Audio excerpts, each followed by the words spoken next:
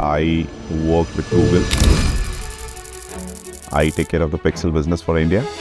Getting into Google, not only India, I think across the globe is everybody's dream. Everybody wants to work for an innovative company like Google. That was my dream since I did my engineering study. So we're going to do like a quick lightning round, and I know that you are an avid reader, you love books. Give me like one or two good books. If I have to give like one or two, I would recommend everybody to read. What is the difference between a person like you who meditates, who is resilient, versus somebody, a leader, who is not on that path? And I did not take a stand for myself, and I regret it big time every single time. That I would just say people like, just damn it, just take stand for yourself, please. So tell me more about the journey that you have in Google, because a lot of people would be interested in knowing that aspect of your life. Yeah, so my journey has been really kind of awesome, I would say. I actually belong to a very small place. So I belong to Jharkhand, and there is a very small place called Lohardaga in Jharkhand. So I think most of people won't have heard about this place. It's a very small jungle area located in a nondescript part of Jharkhand. So I belong to that place. I always wanted to kind of do good in life. My family was very supportive. My grandparents were very supportive. My parents were very supportive, and our initial days were like not so good. We were like economically really like kind of a challenged family, but from very early childhood, they saw the spark in me, and they wanted me to do something really great in life, which they could not have done. So my grandparents, parents, everybody was focused that this guy should go study from best schools of the country and do something good for himself, for the society.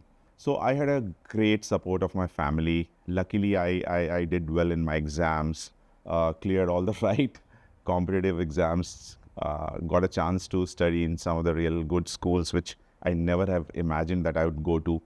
So that actually shaped my professional career. But parallelly, I always kept my spiritual and physical and mental journey also alive.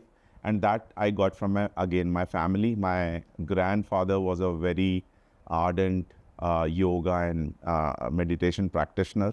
So I got these kind of things from him as well. Plus, he was an avid reader. So probably I think a lot of things which I got in my life came from my family.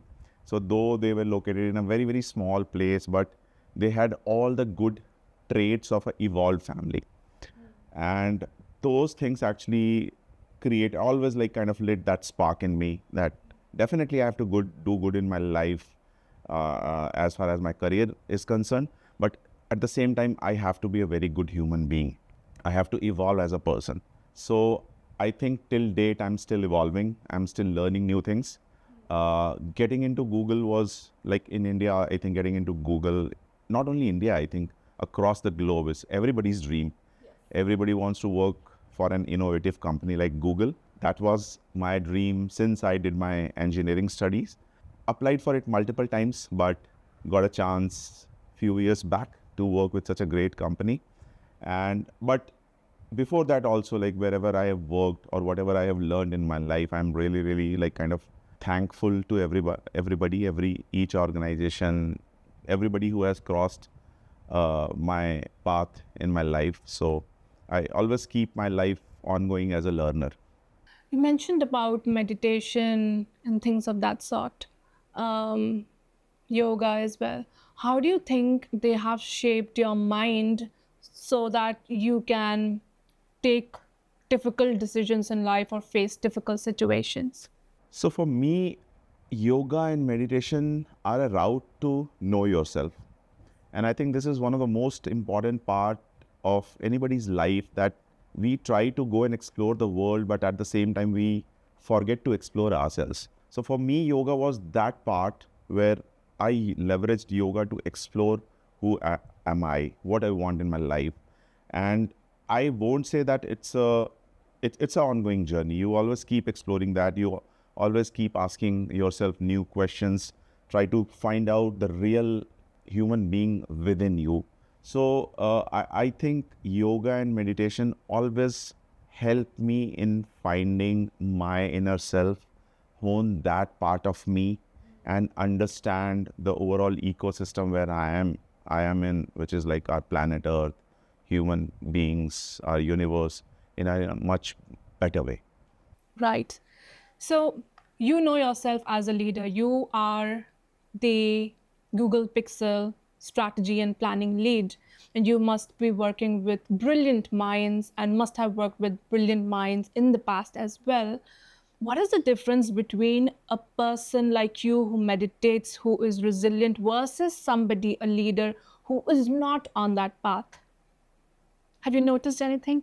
See, I think every human being is unique in their own way, and and everybody has like own skill set, capabilities, thought process, strengths. But what meditation brings to the table is a depth. Correct.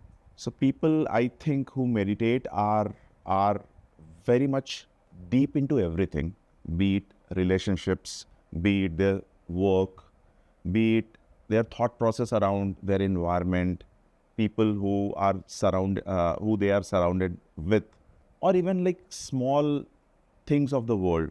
So I think the key difference which meditation brings to the table in anyone's life is a very strong sense of depth and very closeness to, probably I can use the word, reality.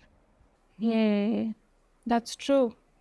I'd like to add something more into that, into definition that you gave, was it just helps you know who you are. And when you know who you are, you can just plan your life better.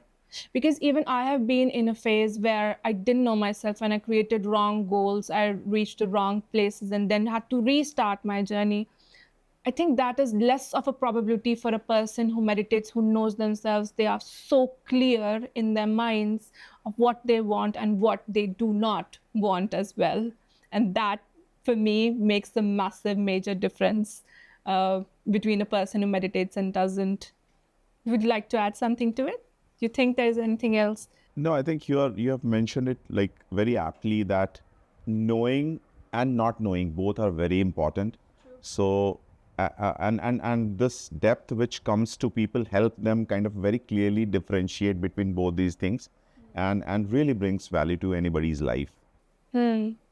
You know, nowadays there are leaders, and we hear about leaders who have to act differently, behave differently because they are in the public view and things of that sort. They have to compromise their authenticity. Do you think till where is that required, or that is just not required at all? A leader can be authentic. See, to my mind, I think true leadership also comes from a strong sense of authenticity. And I perceive people who can be really authentic, their true selves, are the ones who probably should be called great leaders, because there should not be any masks on leadership. True. If you can be your true self, a real human being, what you really inside are what you are outside, I think those are the traits of really good leader.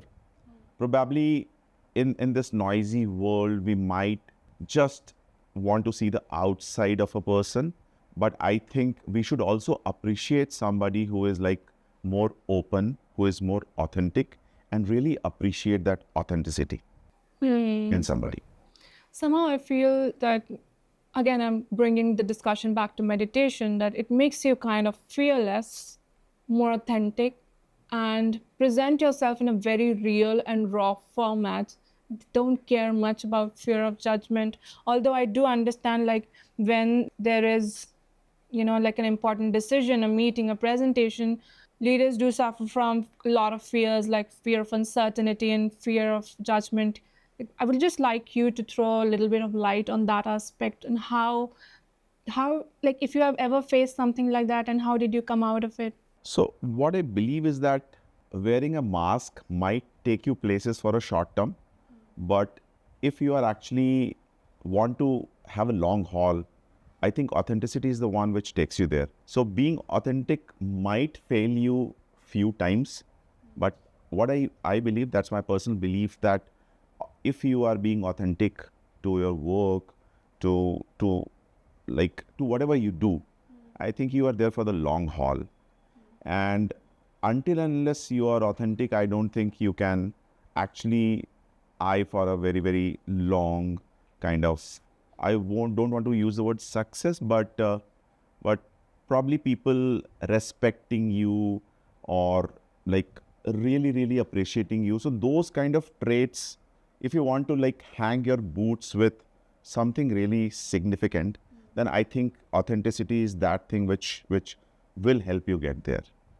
Because when you are true, when your true self, you really do the best in the world, and that is where you create wonders. And these are those wonders that leave a long-lasting impact in the world. That's true. You know, I recently saw your post on LinkedIn about Google 5K run, and you were writing about life's different experiences and wanting to experience life in different ways. Tell me more about it, like, because you're into a lot of things. You are into reading, you are into sports. I have seen your tennis pictures. I would like to know more, like, what's making you like go, what is that? Do you feel like something is missing, or do you have like on the alternative that's like exploration? So I am an explorer by nature, and I think that life should be full of learning, full of creating new experiences, and that is what I try to do. So I pick some things which interest me. Like reading is one of my interests. I really like to gather a lot of knowledge. Sports is my passion. I like, a healthy mind also requires a healthy body to support it. So I know how important it is to be fit. And what I think is that our life is like very short. And in this short period of time, what we have got in this planet, we should utilize it for real good things. And that is what prompts me to seek new experiences. So I very carefully choose what I want to do. But when I'm into something, I go very, very deep into it.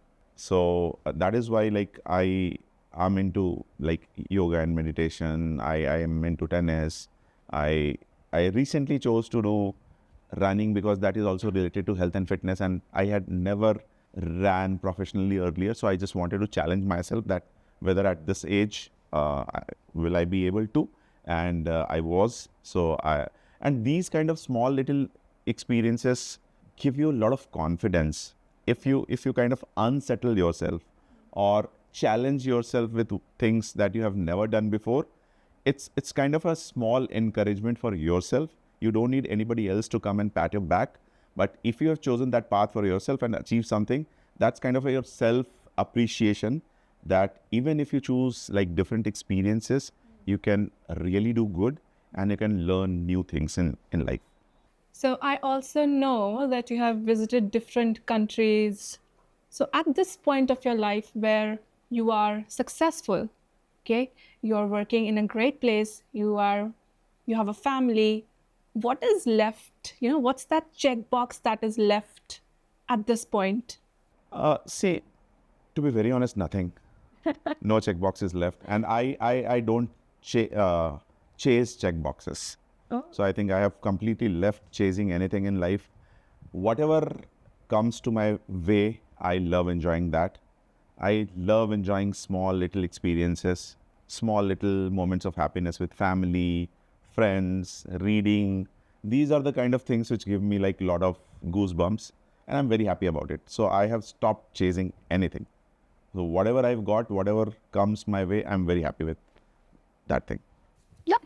That's really nice. You are at a very good stage mentally and emotionally, definitely materially as well. Like all the being in different companies and those experiences as well.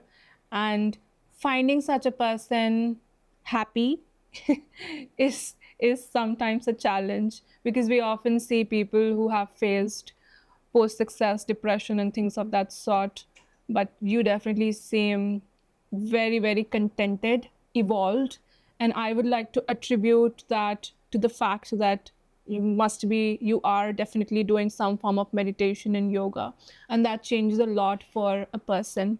Having said that, I wanted to deviate this discussion a little bit towards AI, you know. So, how do you see the rise of AI changing leadership and work?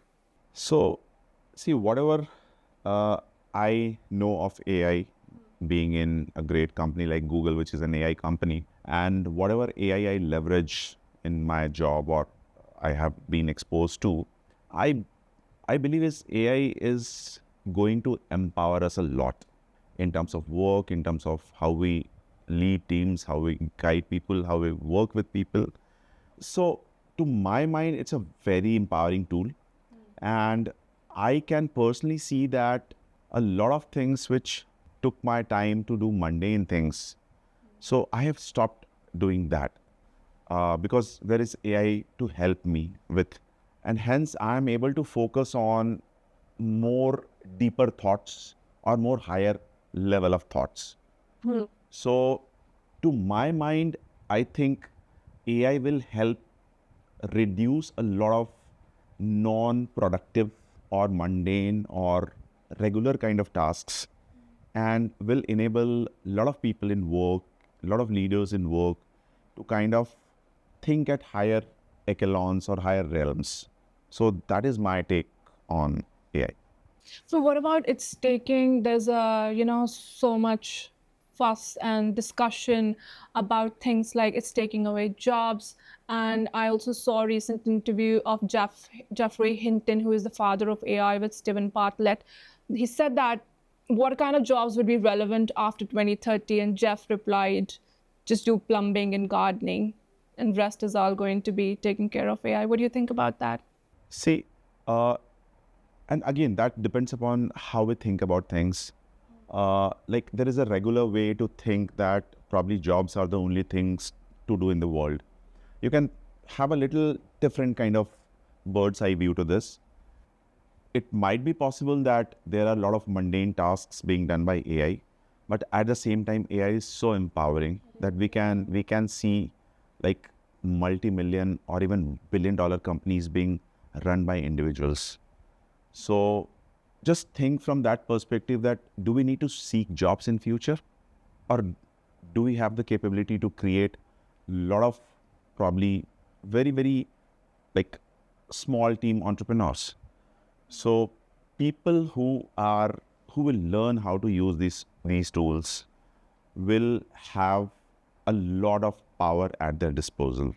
So yes, I think world keeps changing, and any new technology or any new innovation or any new disruption which comes to the world creates a lot of questions in everybody's mind, and probably there are no right or wrong answers because nobody knows how the future will say. But thinking positively about it, like few of the things are like so empowering that people might not just aspire for getting jobs.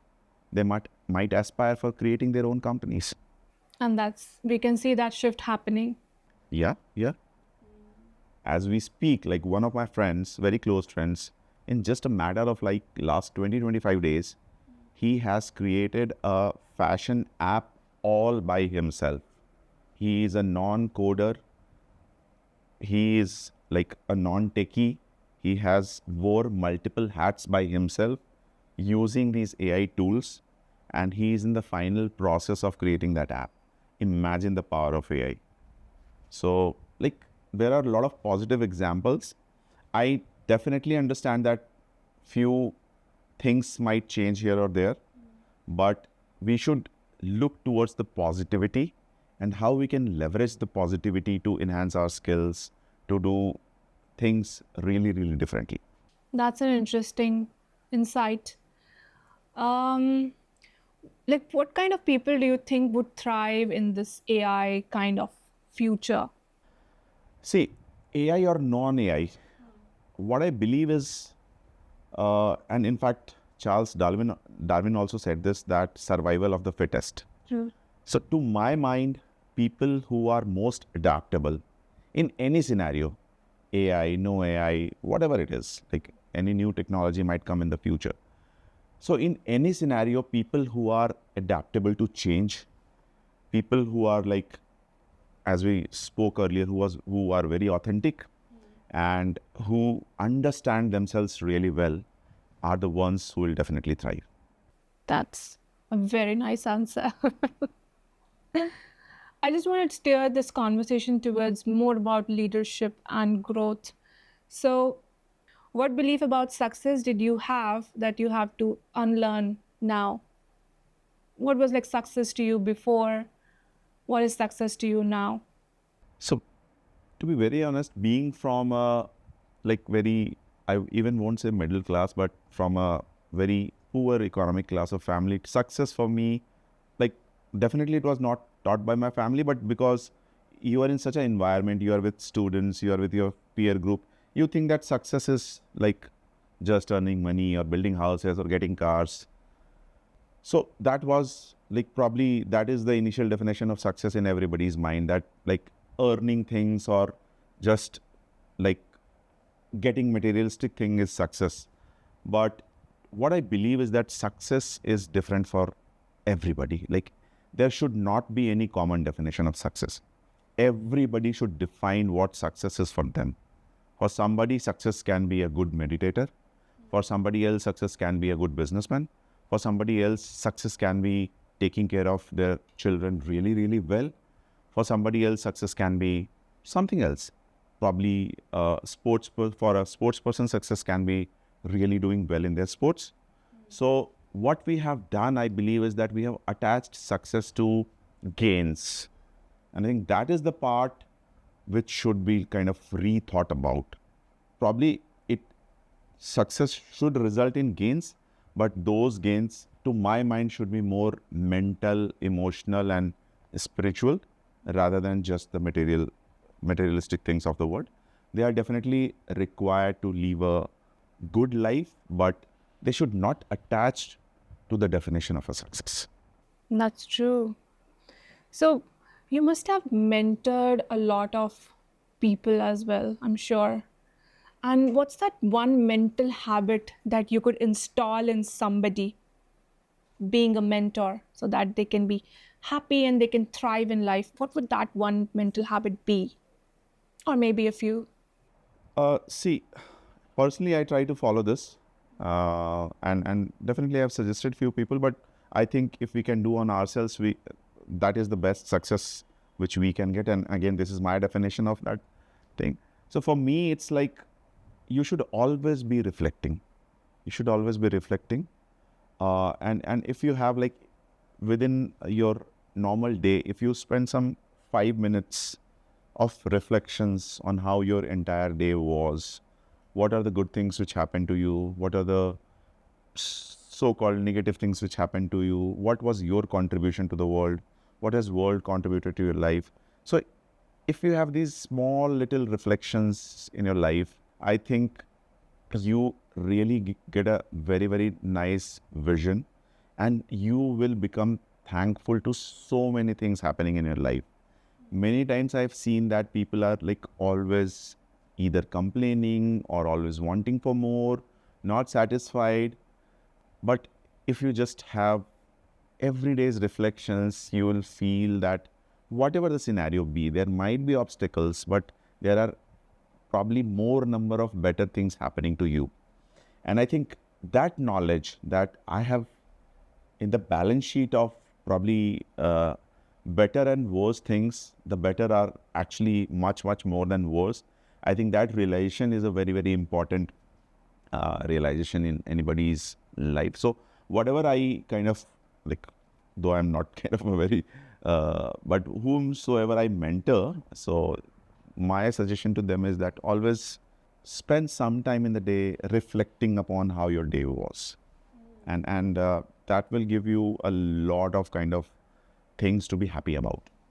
Yeah, so self reflection is the key. Yes. Right? I think it's a very, very important habit. It gives you insight about your own self and to the levels that what could you have done differently? How can you improve? And what was maybe not good? And all that information is very, very important to grow in life. But the massive problem that people face is they're not able to sit with themselves. They are a lot of people are very distracted from their own being. Like, if you ask them, like when I do consultation, I ask people, like, hardly, they don't know when did that happen. And then the mind is in the rut of complaining and this is not good, that's not good, blaming, in fact, because of this person that happened in my life. So it all withers away when you start self-reflecting and you understand how much powerful you are and how much can you fix just by fixing your own self. That's true. That's very true. And the kind of people you attract into your life with that kind of a cleansing procedure as well, it's very different as compared to, complaining people will get a lot of opportunities to complain about stuff. And they're in that rabbit hole that is no ending unless somebody like jitters them and shakes them, like, what are you doing in your life? What is going on? Something like that. So very good point made about self-reflection. So I think a lot of viewers would be really interested into the aspect that is Google, right? So tell me, what's the process of getting into a company like Google? Because every engineer's dream is Google, right? Tell me the process and how can they make it better, like from interview perspective as well, preparation, and also the mental preparation that one needs to do. So I think, and it's a very great question. And Google is like everybody's dream. I have been through that. And first of all, getting a call is the biggest thing. First, you have to get a call. And I was lucky enough that one of my friends referred me to Google. And once you get a call from the HR, like you are in the cloud nine. But suddenly the reality strikes that, okay, you are being interviewed by Google. So a lot of people get cold feet and they get fearful. But the key to it is what one word you said that being real, being authentic. I think those are the qualities which really helps people clear interviews of companies like Google. And definitely, like, clearing Google interview is not easy. Not easy. It's difficult. But rather than being, definitely your technical skill set, your business skill sets, everything are being tested. But what I felt, and I really like the process about Google, is that they want to know who you really are. So your self-awareness is also very, very important to get into a company like Google. For me, I completely behaved as my true self. And there is something called a concept of Googliness. So Google wants people who are like really genuine people, who care about customers, who care about people around them, who care about the planet in general, who are very good human beings, are always eager to help people, are not very there are people who are very top driven. So Google is an organization which wants really genuine people who care about others, who care about authenticity. So, and very smartly, they will evaluate you on these things. So what I believe is that if you're not genuine, you can't fake genuineness. True. So Google has a process of filtering people who are really like, there is probably a DNA of Google, and they have that knack of spotting it. So the only thing which I can suggest is that definitely do best possible preparation for your interview. And what you are doing, knowing about that really matters a lot. But also being very genuine, being authentic, being a great team player, being very open to share ideas are the things which matter a lot for Google's interview. And if you are really genuine into these things, you have very high chances of cracking it. Okay. So what I caught from this is training yourself for soft skills. It would be something that would matter a lot for a company like Google. And what advice would you like to give to people who are rejected multiple times? See, I think for me, rejection is a learning. Okay. And personally speaking, I have also been rejected multiple times by like multiple organizations. So the only thing which I can say to those people is that don't get disheartened. Probably the world has something really good in store for you. So keep learning from the mistakes, evolve yourself. So I was wanting to get into Google since last 15 years, but it was just 2 years back that I got into Google. So that doesn't mean that I kind of became sad or like I was disheartened or I stopped doing good things in the world, because the world is such a beautiful place and you can do really great things. And one or two or three failures should not set you back. In fact, all these like milestones of what people usually think as failures, I believe are learning experiences. They teach you something new. They enable you for something better. So probably something is really good in store for you. So just focus on that, improve yourself, and definitely good things will come to you. Amit, your mindset is amazing. Like it's very, very attractive. I just want to understand what's the biggest risk that you have taken that have taught you the most? See, I have taken multiple risks because like the kind of family which I belong to, like there was no option of not taking risk. So I have always taken risks in my life and learned a lot.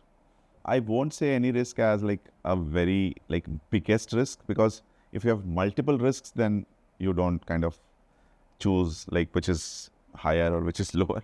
But what I believe is that life is very short. And if you don't take risks, you won't learn. So I think risk is a mechanism of probably nature telling us to kind of learn something new. So nobody should fear taking risks. Risks are the ones which teach us a lot. And definitely, I don't mean that by taking risk, you just go jump out of a hill or those kind of risks. But in life, we should be very experimentative. We should definitely take calculated risks. We should always try new things. And because like not trying anything is like being dead. So keep doing things and definitely you'll find your way. What goes through your mind when you take, you must be responsible for multiple $1 million decisions? What goes through your mind when you are in that kind of, the situation and you have to take a decision? How do you do that? So for me, like $1 million decision would be same as like a $0 decision. So probably I think anchoring your mind to something doesn't help a lot. So for me, basically, means would be more important than ends. So what I think or what I kind of try to do is like do my fundamental steps right. So I believe that if in anything you do professionally or personally, there is some probably chemistry or some connection which tells you that what you're doing is right or wrong.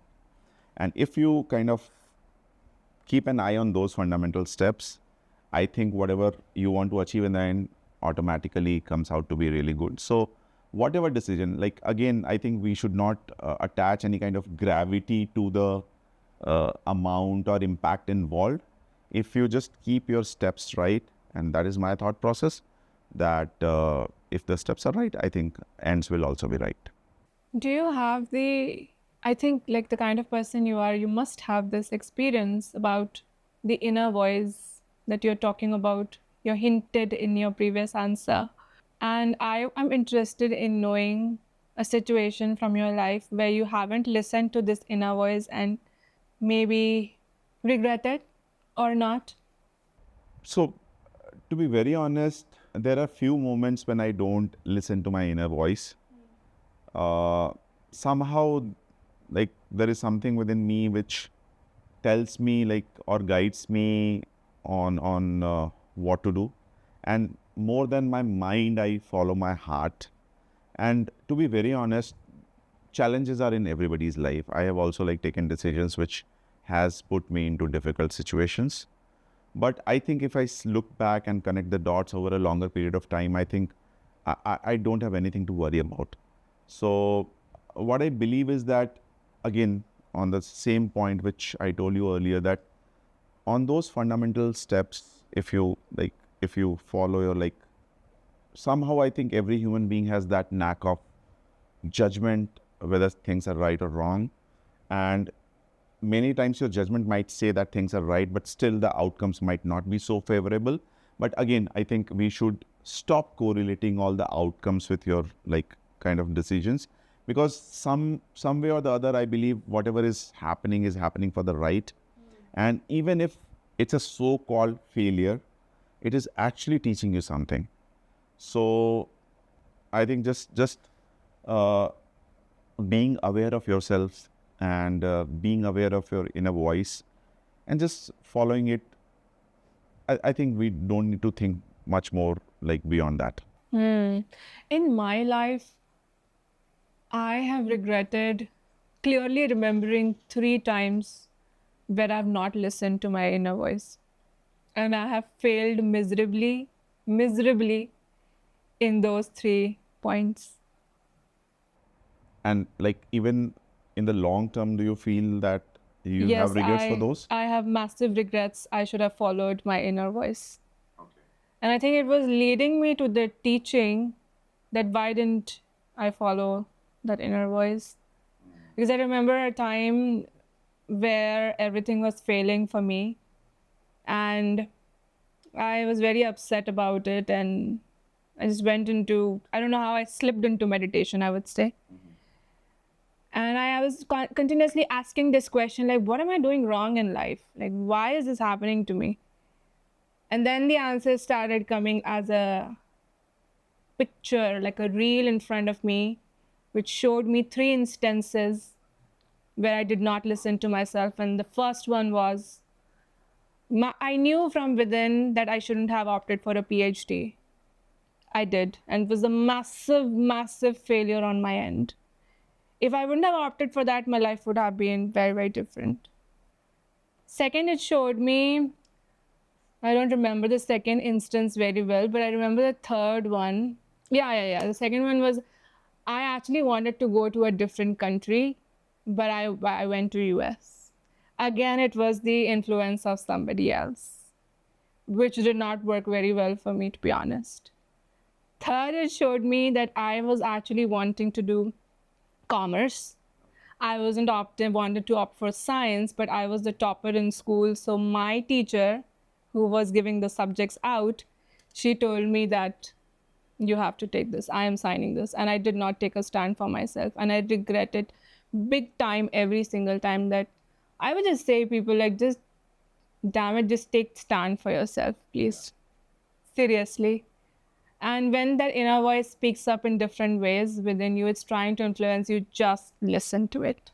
Otherwise, the repercussions are such that it's Just just wanted to difficult. add one more thing, that you should also have the courage to convince the world that your inner voice is directing you to something different. And probably why should you, because many times it happens to many of the youngsters or students or people who are trying to create a career out of themselves, is that they are not able to convince their near and dear ones on why they want to choose a certain path.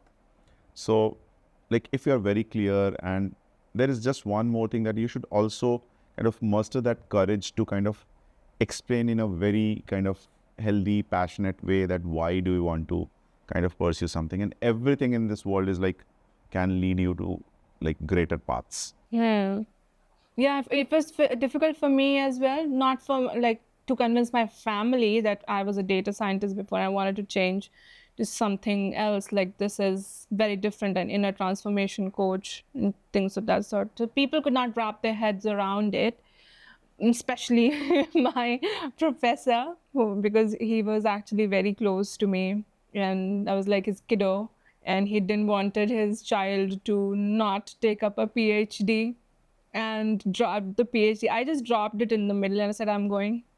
I'm done. And he's like, what are you doing with your life? I said, I don't know. I'm going. And there was a massive disagreement and argument. And he literally told me, if you were my child, you wouldn't do this. You were, and I said, I'm sorry. I have to listen to myself. It was a massive discussion and argument, I would say. And he was literally tearing up. I cannot explain how difficult it was for me to reject him at that point and to like take stand for myself and choose myself at that point when somebody so much of that age was like literally tearing up. Very difficult. But I said, like, I'm not going to make the same mistake. I'm sorry. I tried doing this. I'm not running away, but I tried doing this, but it's not happening. It's not coming from within. What do I do? I said, I'm going to I'll die or something. I can't take it anymore. I have to go back. And that's how the conversation ended. It was a very, very difficult conversation. And one thing I just want to tell viewers that just have those difficult conversations in life for yourself. Choose yourself. And it is going to be difficult, I know, but just do it. And not doing it is also difficult. Just choose a better difficult that is favoring you. And if they love you, now they understand. I talk to him like pretty much like every 15 days. And he's happy, like, I know you're on the right path, you're doing great. Things so that's all. So it will follow, it will happen in the end. There might be a little bit of resistance. At the end of the day, it's going to be fine and you'll be happy, they'll be happy. Win-win. That's right. How much do you think is like having difficult conversations important? Yeah. I'm sorry, can you please come with the question? Yeah, so how important is having difficult conversations? Like even in like professional environment and also personally. So what I believe is that it's good to have, first of all, it's good to have any conversations. Many times it happens that we actually don't want to converse, or we keep things within ourselves. We just keep kind of building that baggage. So first of all, I think having conversation itself is a very good trait to have. It might be difficult, it might be easy, but I think conversations leads to more clarity. And I think difficult conversation definitely to my mind would lead to more clarity.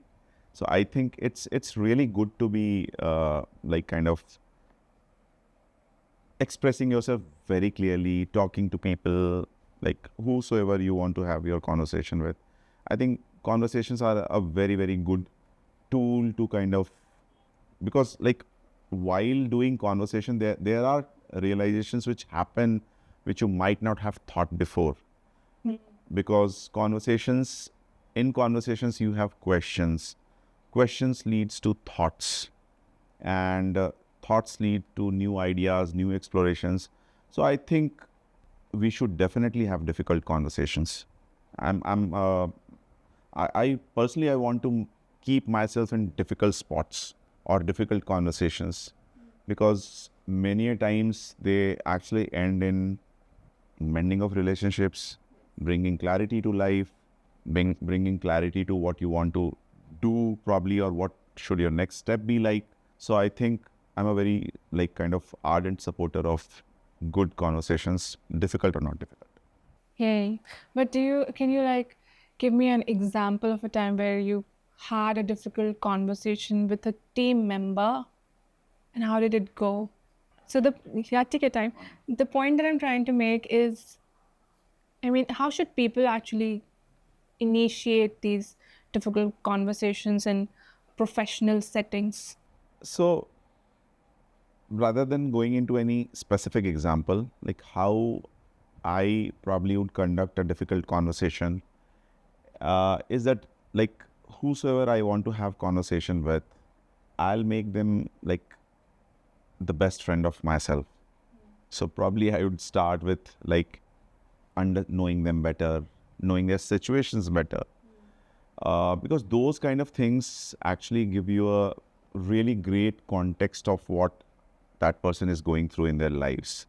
And we being busy with our lives so much that many times we miss that point of understanding, being in the shoes of the other person.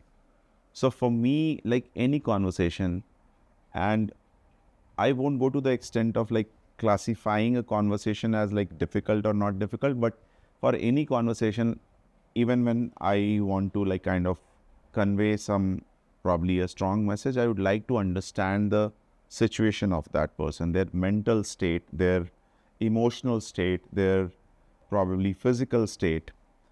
And that probably might give me more clarity on how should I shape up my conversation with that person. So rather than like jumping into conversations, my approach to this kind of scenario would be to kind of make that person a real good friend, knowing about them in a deeper way, and probably that will help like me helping them to come out of any difficulty in their lives. Hmm. Yep.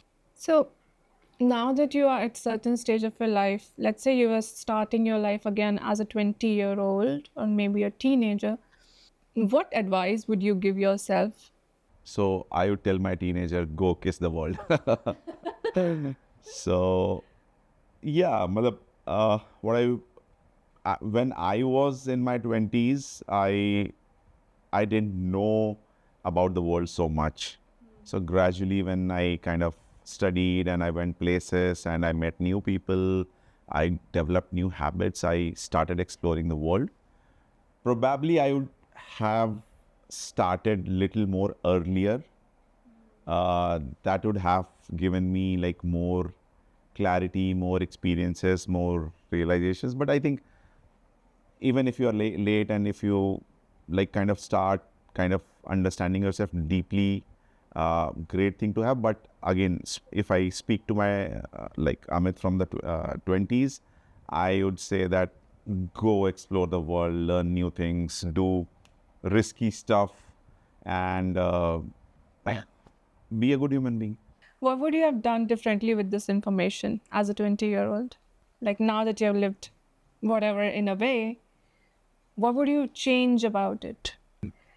मतलब कुछ ऐसी चीज़ें जो बदलना चाहोगे अपनी life में अभी तक विद दिस इंफॉर्मेशन कि ये चीज़ ऐसे कर लेता ना तो थोड़ा बेटर हो जाता.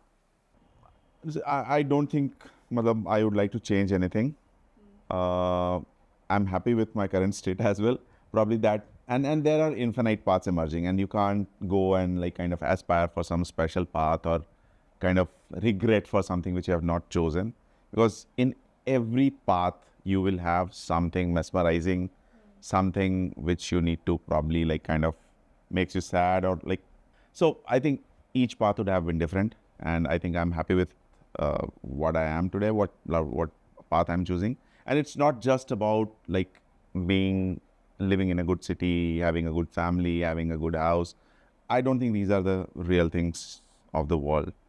The greatest kind of earnings, what as per me is to know thyself, to be content, to feel happy about whatever you have. So I don't think anything I would have done probably in my 20s would have changed my state. Amit, you're very, very evolved, by the way. I have to make that statement. Very rare find, I would say. Because meeting people who are happy about their lives, trust me, I'm saying it again, but it's difficult. Because I have seen people just like running away from themselves. They want to be as destructive as possible. And I'm so happy that we are doing this.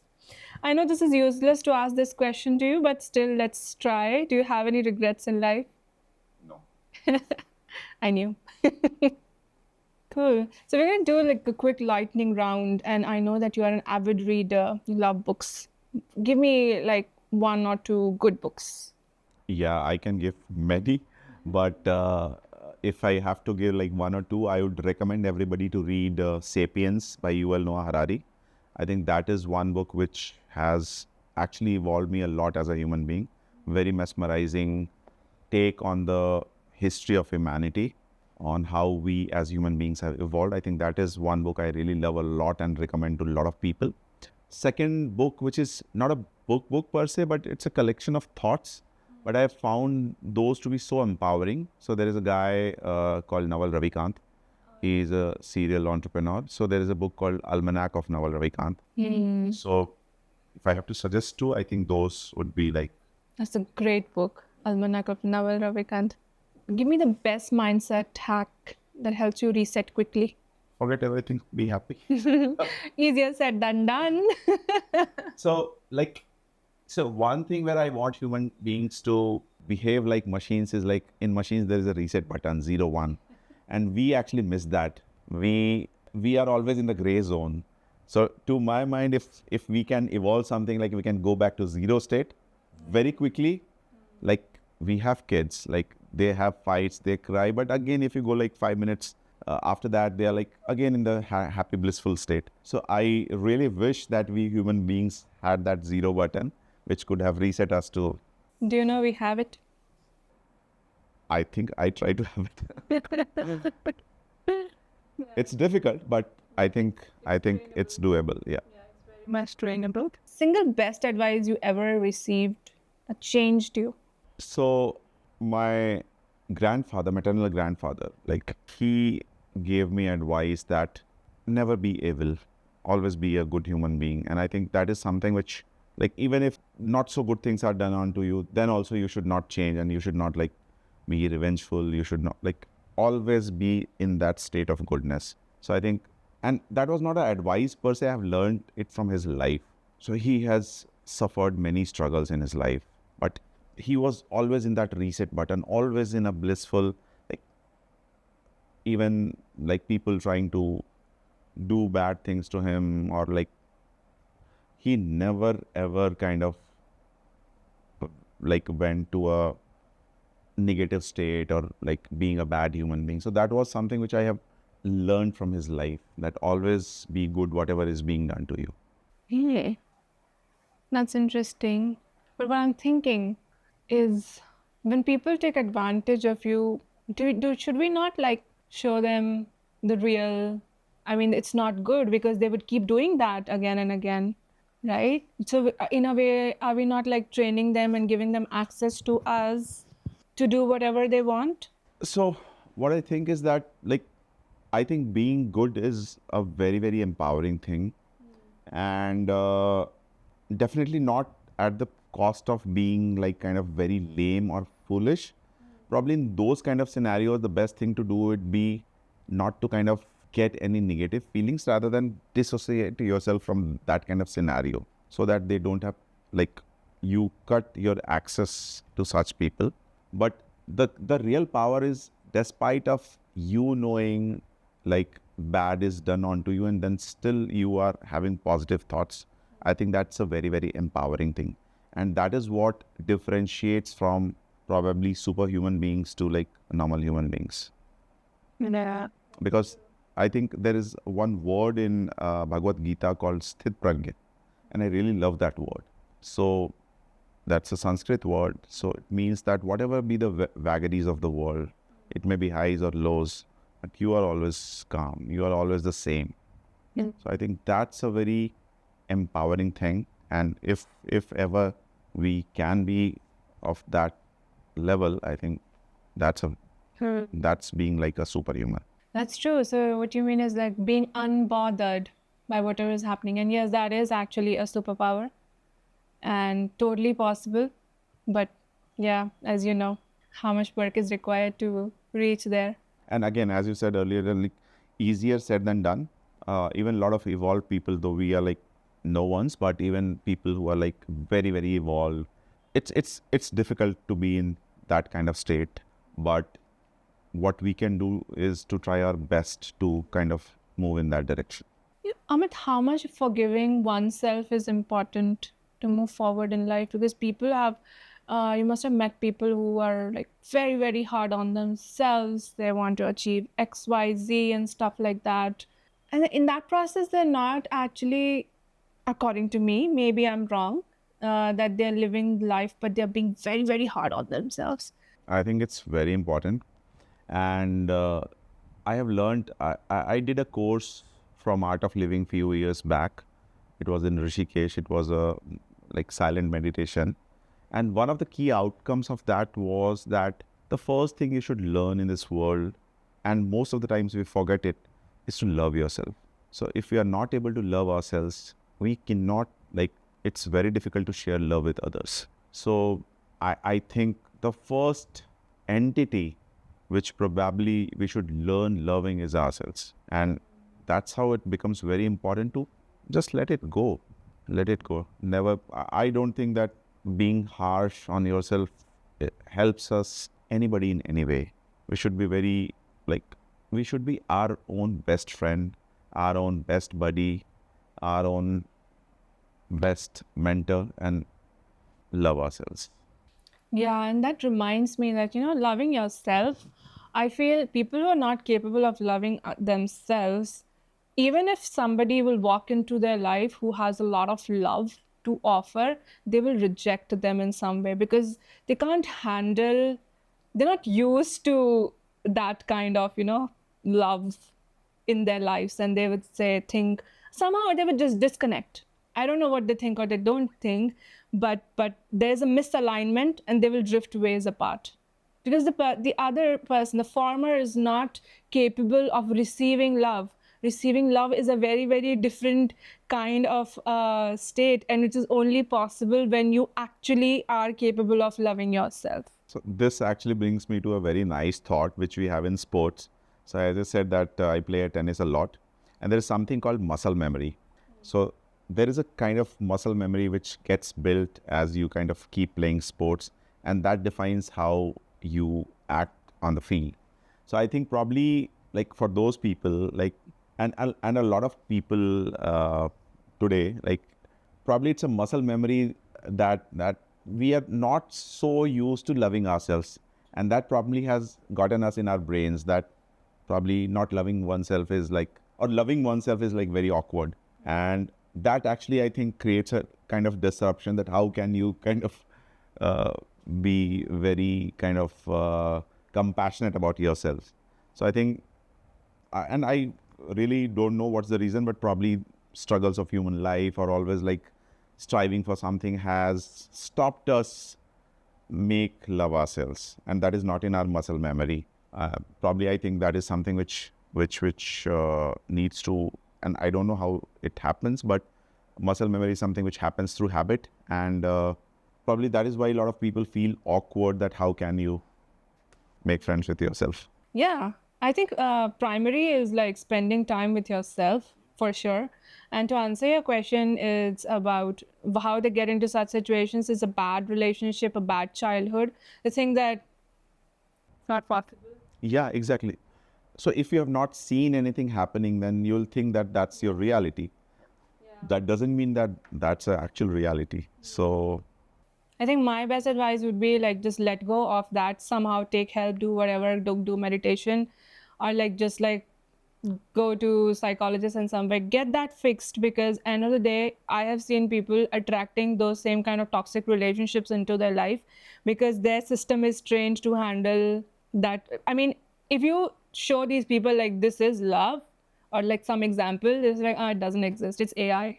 you know the happiest people I've seen on this in my life ever, uh, the place where we are sitting currently. So there is like a place very close to this studio where we are sitting, and I used to stay here a few years back, and there was a family which was like who were into construction of buildings. So they were construction workers, and like a husband, wife, two cute little kids. They didn't have a home to stay.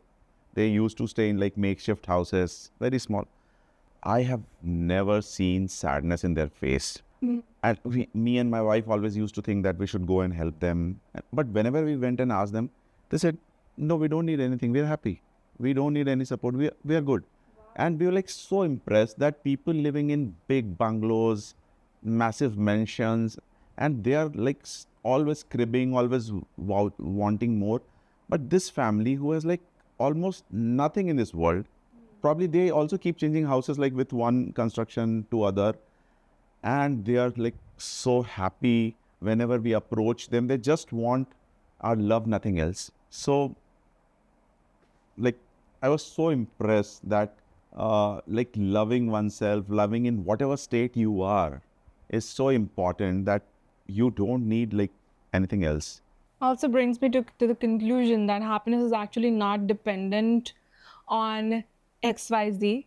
Maybe you get this and you'll be happy, and then you want the next thing and then you'll be happy. And in that process, you just keep chasing and then you're never happy until you reach to a point where you've got a lot and you're still questioning yourself, where is my happiness? And you're questioning the entire life at that point in time. So it's very important to be in the present moment and be happy with whatever you have been provided as resource as people.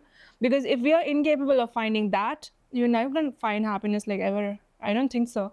For those people, I don't think so it's going to exist until they realize this point. True. Very true. Coming back to my questions, I was wondering, like, if you weren't an engineer or a techie, then what would you be? I would have been a physicist, astrophysicist. Wow, tell me more about that. I have a, like, I don't know how, but I have a very deeper probably relationship with stars and cosmos. And when I was a student of physics in my class 12, I always had a deep passion for physics. Somehow I got into engineering and then job and then management and stuff like that. But till today, like the most passionate reads I have is around physics. So I read all the top physicists of the world. I see all the great experiments which are going. So cosmos are something which kind of attracts me a lot. I want to know more about the universe. I want to know how it started. I have read multiple books of Stephen Hawking, Robert Greene.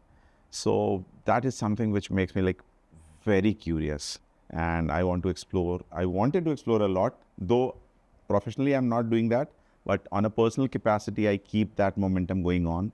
I read a lot. I see a lot of YouTube videos on these topics, and I want to understand the hardest principles which our current physicists are working on. Tell me more.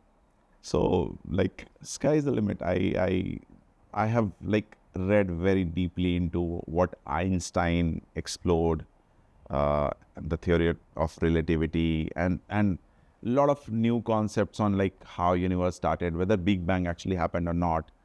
What are black holes? Like, is our universe the only one, or we have multiple universes? There are so many questions on the cosmos side which are yet unexplored, and I'm so curious. So the only wish I had, I won't say regret, the only wish I had that if I get a second life, I'll be an astrophysicist. Okay. So I already commanded that, okay? So, that brings me to the thought. We were talking about a book, and I was reading that book called Biology of Belief by Bruce H. Lipton. And he says, like, he gets into the nitty-gritty of the cell, and he says, like, it's an entire universe in itself, and there are no, like, microscope, like that level of microscopes developed to get into it. Otherwise, there would be more depth into its each component. And I was left wondering, that I call these my 12 a.m. thoughts, is like before sleeping, I get a lot of these insights. If I'm not distracted, then I'm like filled with all these thoughts.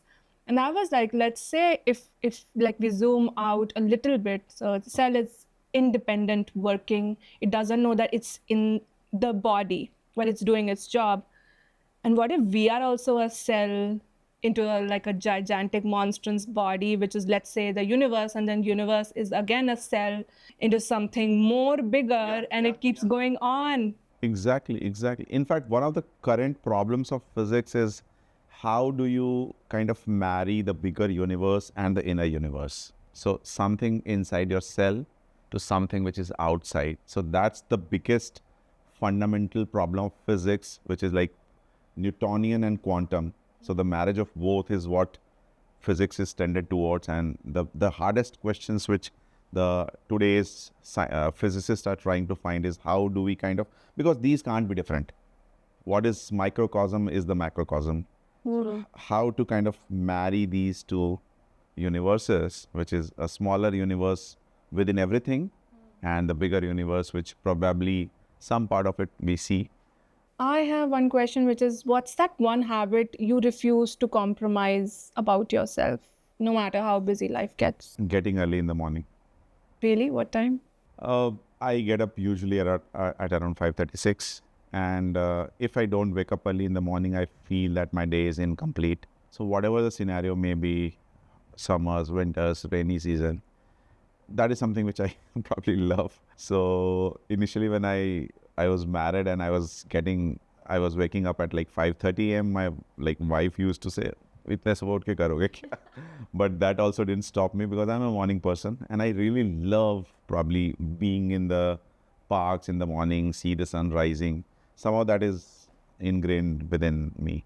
I have done this in my childhood. I used to do morning walks with my dad, and we used to go far away in the villages to see the sun rising. So probably that has inculcated a habit. But I think one thing which I never want to change is I never want to get up late in the morning. I want to see the morning. I want to listen to morning sound, chirping of birds, seeing the sunrise. So that is something which I never want to change. Great conversation. I have like one last question for you. And like, I just wanted to understand. We dropped our session yesterday. I told you that I'm going to talk to you tomorrow about it. Tell me more about it. So the session which we had yesterday was actually like I found it to be really amazing. I went into a very deep state after a very long period of time. I am a Vipassana practitioner. I have done Vipassana meditation and I have done different formats of meditation. And I love to be in that deep meditative state. Off late, I have honestly become like very busy with both personal and professional lives. Though definitely whatever 5-10 minutes I get, I just want to be calm, be not proper meditation, but I just want to be with myself.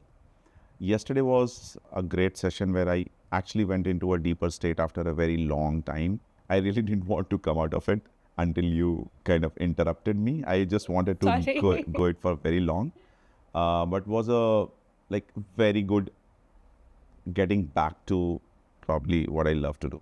Probably it's a sign that you should start your meditations Yeah, again. definitely, for sure, for sure. Well, that is something which I never ever want to stop, but honestly, there are practical challenges of the world because you live in big cities. You have to travel, you have to come back home, you have to handle so many responsibilities from your office, from your family, that actually deters you, and you have to be fit in this modern day world where you have like so much like work related, not stress per se, but you have to do something for your body as well. And I understand that it's very, very important to work on your mind as well. So probably it's me who need to improve more and bring this thing, the practice of meditation, into my life again on a regular basis.